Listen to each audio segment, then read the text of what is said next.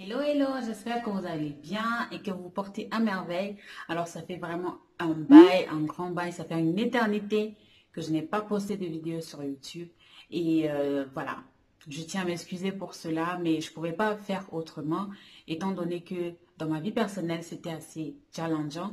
Et donc, j'ai trouvé nécessaire de me recentrer sur moi-même, de trouver le temps, de réparer tout ce qu'il y avait à réparer et de vous revenir en pleine forme avec de bonnes vibes, de bonnes énergies. Je suis persuadée que vous n'avez pas envie de voir une tête tout mouette et tout. On n'a pas besoin de cela. C'est vrai, des problèmes, on en a tous. Mais voilà, ici, c'est la positivité, c'est la bonne vibes, c'est la joie, c'est l'apprentissage, c'est le bonheur, c'est la plénitude. Voilà, donc j'espère que vous allez bien et que vous avez savouré mes nombreuses vidéos qui sont sur la plateforme. Je remercie les anciens abonnés pour votre soutien, d'être toujours là, de m'encourager, de m'envoyer de temps en temps des messages. Ça fait énormément plaisir. Ça prouve à suffisance que je ne prêche pas dans le désert. Ce que je fais, ça intéresse, ça parle aux gens et ça me fait énormément plaisir. Donc, continuez vraiment à m'envoyer des messages. Vous n'imaginez pas le bien que ça fait. Et pour les nouveaux, pour les nouvelles, je vous souhaite la bienvenue également. Installez-vous confortablement. N'hésitez pas à prendre un thé, un café, tout ce que vous voulez, parce qu'ici, ça bavarde un peu, mais ça bavarde sérieusement. Voilà.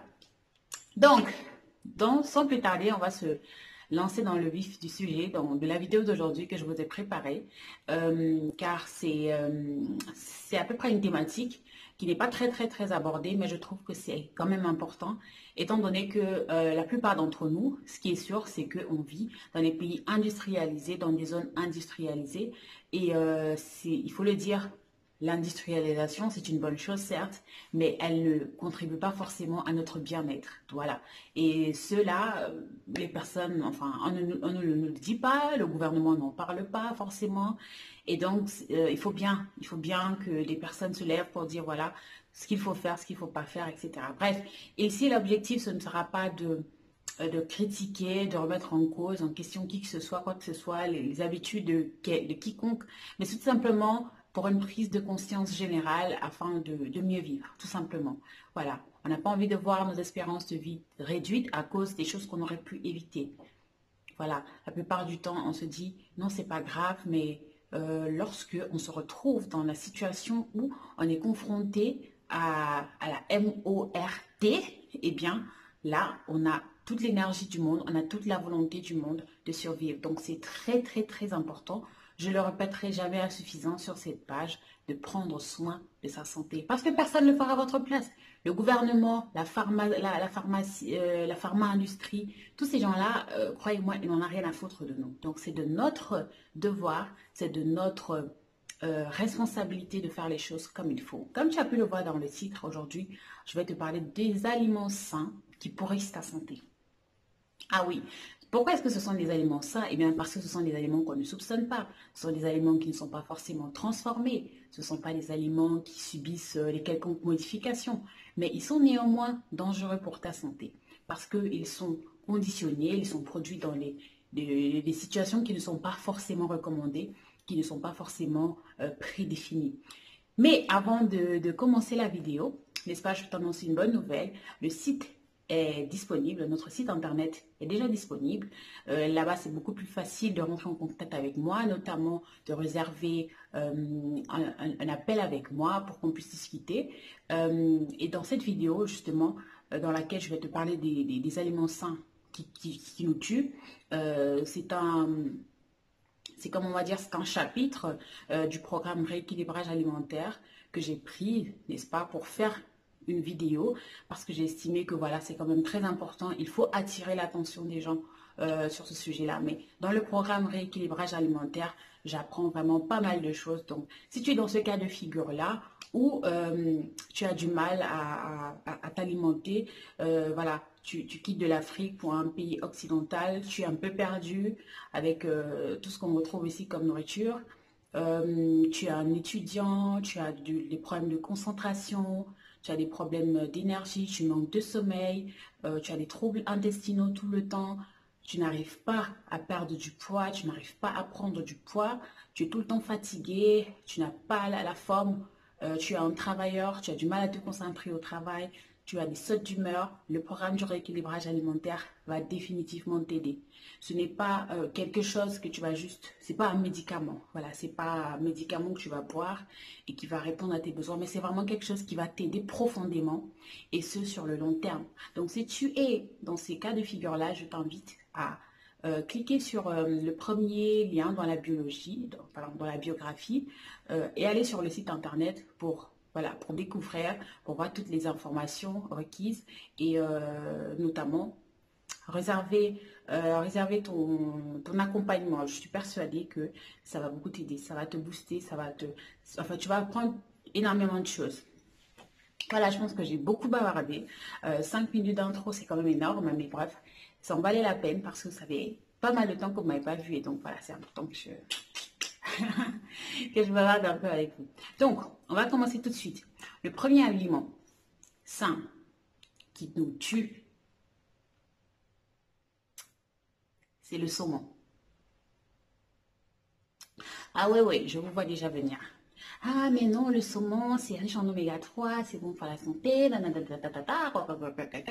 Ça, je le sais. Ça, tout le monde le sait. On le sait tous. Mais le problème avec le saumon, c'est que il est bourré de mauvaises choses. Il y a deux cas de figure. On a le saumon d'élevage et on a le saumon sauvage. Donc le saumon d'élevage, c'est le saumon qui est élevé industriellement, un peu comme les poulets, etc. Tu te doutes bien qu'on va nourrir ces saumons-là avec de la farine, avec plein de choses. On va également leur donner des antibiotiques justement pour éviter les maladies, pour éviter que la culture ne meure. Voilà, et un certain nombre de choses qu'on va mettre en place pour qu'ils grandissent, pour qu'ils grossissent aussi vite parce que la demande, donc la consommation, elle est quand même croissante, elle est quand même énorme. Donc, il faut que l'élevage, il faut que la production réponde à la consommation. Donc, ce qui fait qu'on va bourrer les saumons. Et tu te doutes bien que du fait qu'ils ne grandissent pas dans des conditions requises, dans des conditions naturelles, normales, eh bien, ils ne sont pas aussi riches en oméga 3, en minéraux, que ce qu'on voudrait. Et en plus, les saumons d'élevage, du fait qu'il est bourré d'antibiotiques, comme je l'ai dit précédemment, parce qu'on veut éviter justement les cas de maladies qui vont faire en sorte que, voilà, là, on va tout simplement perdre la production. Les antibiotiques dans le corps, eh bien, voilà, ils tuent non seulement les mauvaises bactéries dans le saumon, les antibiotiques, pardon, dans le saumon, dans l'élevage du saumon va venir permettre de détruire les mauvaises bactéries qui pourraient détruire l'élevage. Mais une fois dans l'organisme, il impacte très négativement le microbiote. Et je l'ai déjà dit sur cette chaîne, le microbiote, c'est l'organe que tu dois chérir avec le plus grand soin. Parce que tout se passe dans ton microbiote. C'est dans ton transit intestinal que les aliments que tu consommes arrivent et c'est là que se fait la répartition entre les déchets, les mauvaises substances, les toxines, les minéraux, les vitamines et tout, et qui filent dans le sang pour aller alimenter ton organisme. Donc si cette zone-là ne fonctionne pas correctement, il y a de fortes chances que des déchets, que des toxines, que des mauvaises choses, des choses qu'on ne désire pas forcément, se retrouvent dans ton sang et vont, n'est-ce pas, affecter le bon fonctionnement de ceci et ça peut aller jusqu'au cerveau, ça peut aller jusqu'au cœur. Et là, c'est fatal. Ça peut être fatal. Donc, limiter, non, je ne vais pas dire limiter, je vais dire carrément éviter le saumon d'élevage, carrément. Éviter le saumon d'élevage. C'est très lisible sur les étiquettes, voilà. Bon, après, les étiquettes ne sont pas toujours une garantie parce que tous les producteurs ne sont pas transparents, mais néanmoins, vous avez l'info. À chaque fois que vous achetez du saumon, vérifiez l'emballage, que c'est bien, que c'est pas écrit juste saumon là-dessus, parce que ça voudrait tout simplement dire que c'est du saumon d'élevage. Maintenant, en ce qui concerne le saumon de pêche, donc le saumon qui a été pêché dans l'océan Atlantique, en machin, je sais pas où, en Norvège, tout ce que tu veux, il est bien. C'est ce saumon-là qu'on a besoin de consommer, mais je recommande vraiment de consommer, on va dire, une fois par semaine. Pourquoi? Pourquoi? Parce que le saumon de pêche, donc le saumon sauvage, il est issu justement des grands océans. Et on sait tous qu'on vit dans une ère aujourd'hui qui est très polluée. Nos océans sont pollués, notre environnement est assez pollué. Et donc, les polluants qui se baladent un peu partout dans l'air, notamment dans l'eau, vont se retrouver aussi dans le ventre de nos poissons, de ces poissons-là. Voilà. Je ne vais pas dire que tous les saumons, tous les poissons qui vivent dans l'océan sont contaminés par la pollution, mais il y a une grande majorité quand même. Donc, d'où l'importance de consommer le saumon de pêche, de le consommer aussi souvent, mais avec modération aussi, pour éviter les risques de contamination au mercure. Voilà, le mercure qui, on sait, est la substance qui pollue le plus nos océans avec les métaux lourds et tout ce qui se balade à la surface. Donc maintenant, étant donné aussi que le saumon, c'est un gros poisson, donc les gros poissons mangent les petits poissons, etc., etc. Et ce qui fait que, ben, étant donné que l'océan, on va prendre un exemple, là, l'océan de manière générale est pollué en lui-même, eh bien, les gros poissons sont ceux qui ont survécu pendant longtemps. Je vais expliquer ça de cette manière pour que ce soit un peu plus compréhensif. Les gros poissons sont ceux-là qui survivent sur la durée. Et donc, ils vont manger les petits poissons, ce qui fait qu'il y aura quand même une plus grande assimilation du mercure, ce qui fait que si tu manges beaucoup trop de gros poissons, eh bien, tu risques d'être contaminé à un dosage plutôt élevé de mercure.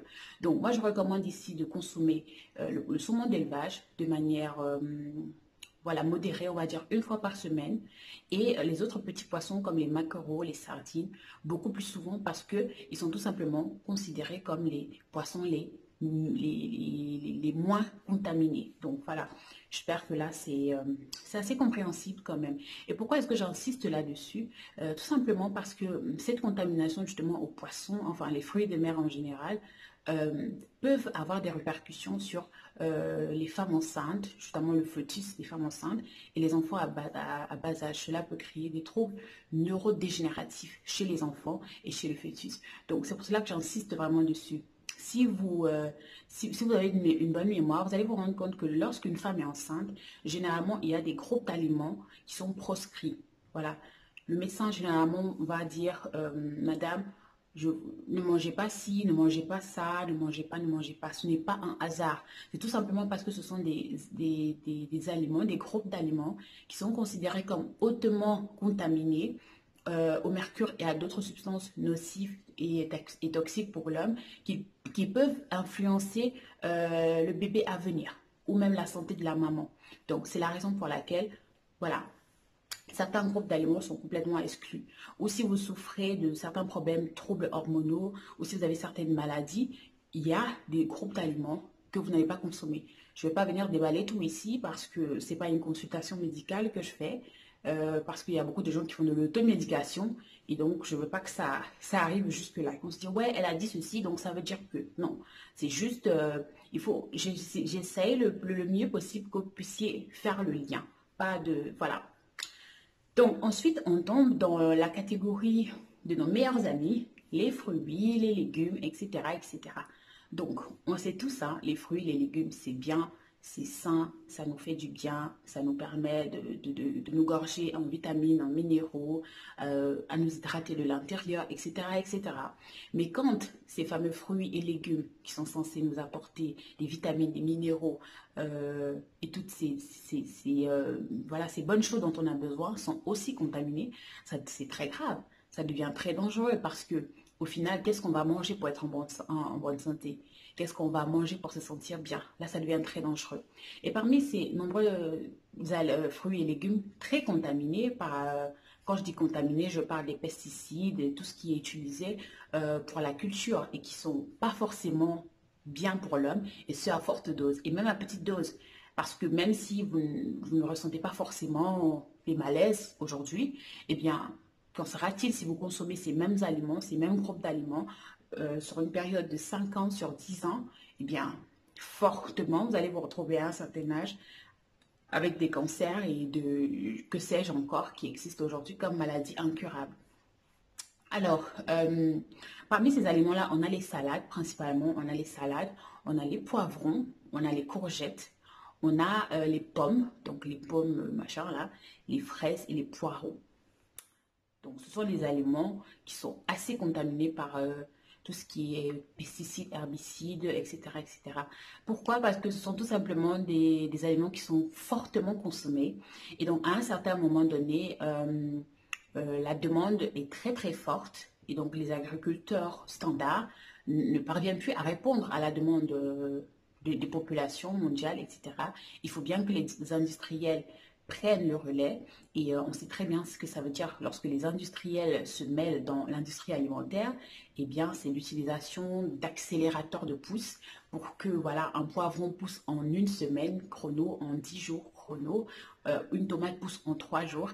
Et ça, ce n'est non seulement pas bon pour la santé, mais aussi pas pour l'organisme, parce qu'avec tout ce qu'on asperge là à longueur de journée pour faire pousser les aliments à une vitesse fulgurante, ou encore à protéger contre tout ce qui est insectes et parasites, etc.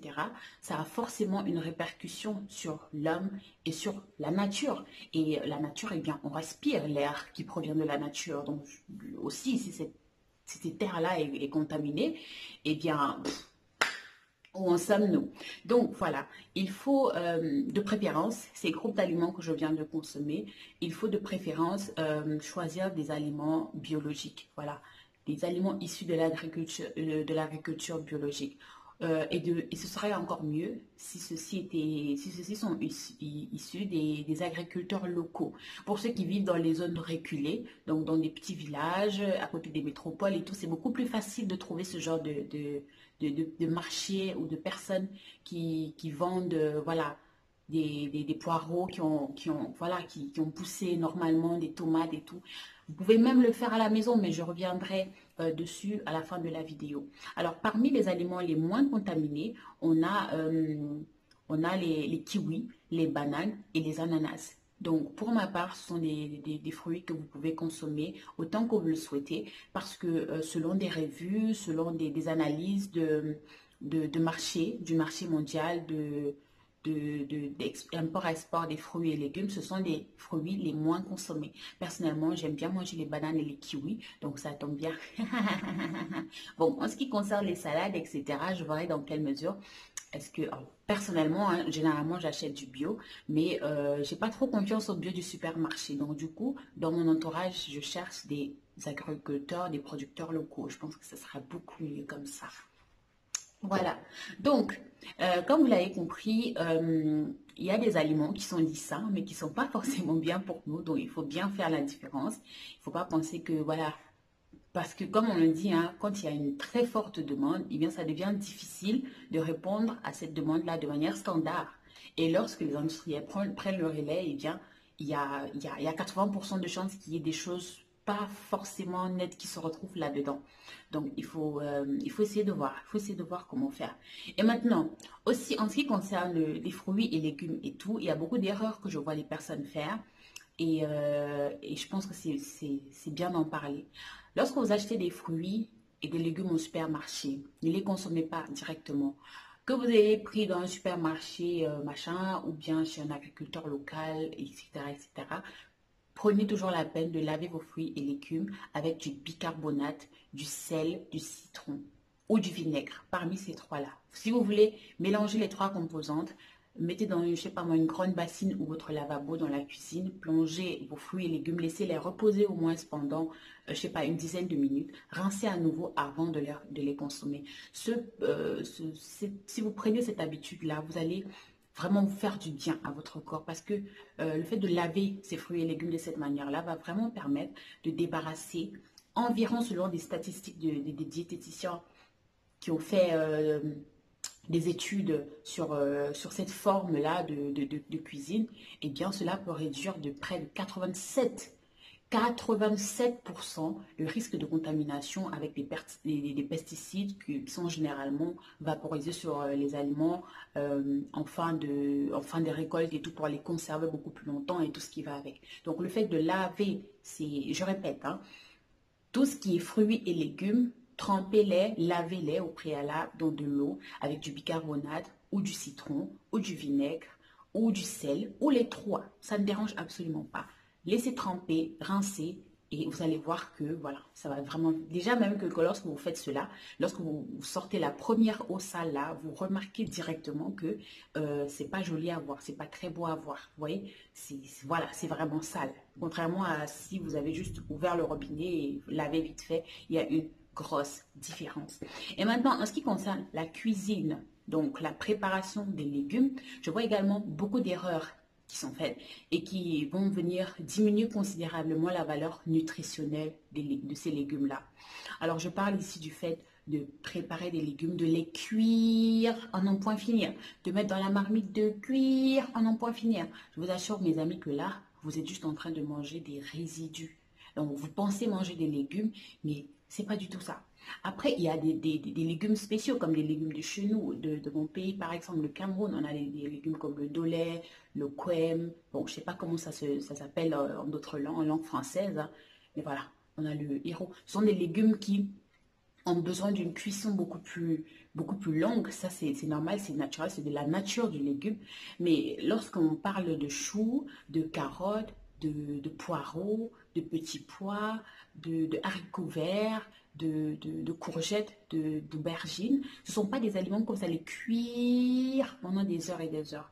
Vous êtes tout simplement en train d'enlever toutes les vitamines, d'épuiser toutes les vitamines et les minéraux de l'aliment. Donc, ces légumes-là, ceux que je viens de citer, lorsque vous voulez les incorporer dans vos préparations, je vais dire quoi? Ce serait bien de les incorporer à la fin de la cuisson.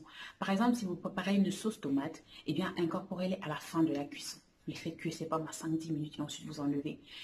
Bon, pour ceux qui vont dire qu'ils n'aiment pas quand ça fait croche-croche, bon, je ne sais pas comment vous allez faire, mais moi, je suis là pour vous donner l'information. Parce que lorsque vous faites cuire ces éléments-là beaucoup trop longtemps, eh bien, ils perdent en vitamines et en minéraux. Et ça, quand on consomme des fruits et des légumes, on n'a absolument pas besoin de consommer des aliments vides. On a besoin justement, on consomme ces groupes d'aliments-là parce qu'on veut quelque chose, on a besoin de quelque chose. On veut qu'ils apportent quelque chose à notre organisme. Mais quand on les fait cuire comme ça pendant, je ne sais pas moi, un siècle, eh bien, ça ne vous fait absolument pas du bien. Donc, essayez de voir comment vous allez faire ça. Soit vous pouvez les faire cuire à la vapeur ou au air fryer, je ne sais pas comment on appelle ça en français.